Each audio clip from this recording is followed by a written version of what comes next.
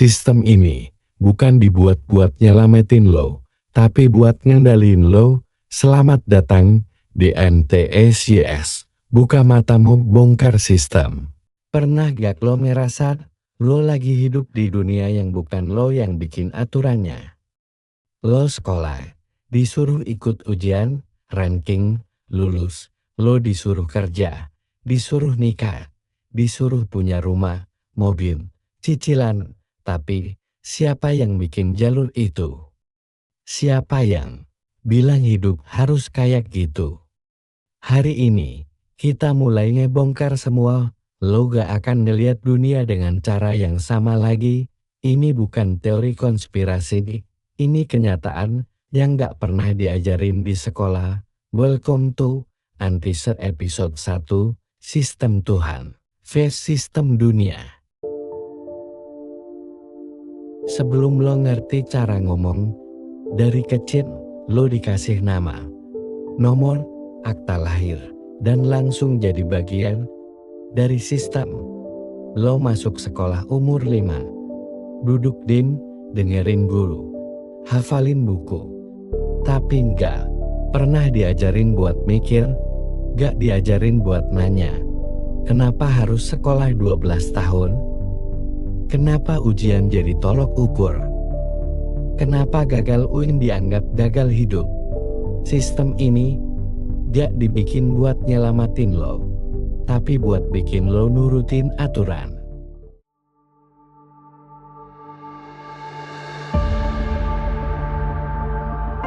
Sistem dunia itu bukan cuma soal pemerintahan atau hukum, tapi tentang nilai hidup yang lo telan mentah-mentah. Nilai kaya, sukses punya uang, orang pintar IPK tinggi, hidup bahagia punya rumah dan mobil. Ini bukan nilai Tuhan, ini nilai dunia yang bikin lo kejar sesuatu yang gak pernah bikin lo cukup. Sistem dunia ngajarin lo buat bersaing, ngalahin, ninggalin, dan terus nambah. Tambah harta, tambah jabatan, tambah pengikut. Tapi gak pernah ngajarin lo untuk berhenti, bersyukur, dan mikir.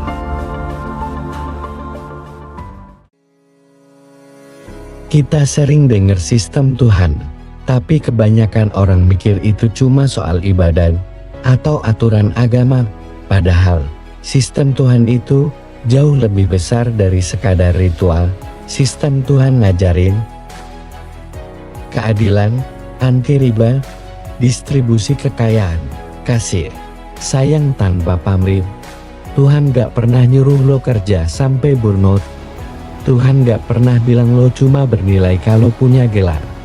Tapi dunia bilang lo gak berguna kalau lo gak produktif, lo dianggap gagal kalau lo gak punya pencapaian duniawi. Ironis kan, sistem Tuhan yang adil dibilang ketinggalan zaman, tapi sistem dunia yang nindas disebut kemajuan. Lo pikir pemimpin negara yang bikin aturan? Ya enggak bro, di balik semua itu ada mereka, para elit global. Rothschild, Rockefeller, IMF, and Bank for International Settlements. Mereka punya satu senjata utama, uang. Uang yang lo kejar tiap hari, bukan alat kebebasan, tapi alat kontrol lo kerja, dapat gaji, bayar utang, bayar pajak, negara bayar bunga ke bank sentral, rakyat capek, negara rugi, mereka cuan terus. Lo tahu kan, kalau semua negara punya utang, tapi gak ada yang pernah nanya. Lihat sekitar lo sekarang, Palestina dibombardir setiap hari. Negara-negara Afrika dijarah sumber dayanya, Indonesia. Rakyat kerja banting tulang, tapi harga bahan pokok gak masuk akal.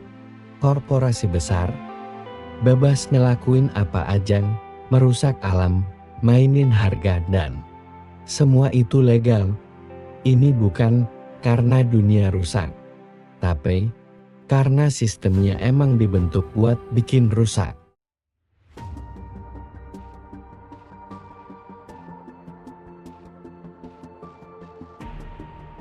lo gak bisa kabur dari sistem dunia. Tapi lo bisa sadar itu langkah pertama. Terus, lo bisa mulai bangun kekuatan kecil. Edukasi diri, support bisnis lokal, bangun komunitas sadar. Hidup sederhana, gak konsumtif, gak ikut-ikutan. Karena revolusi gak selalu dimulai dari demonstrasi, kadang cukup dari satu orang yang berani mikir beda.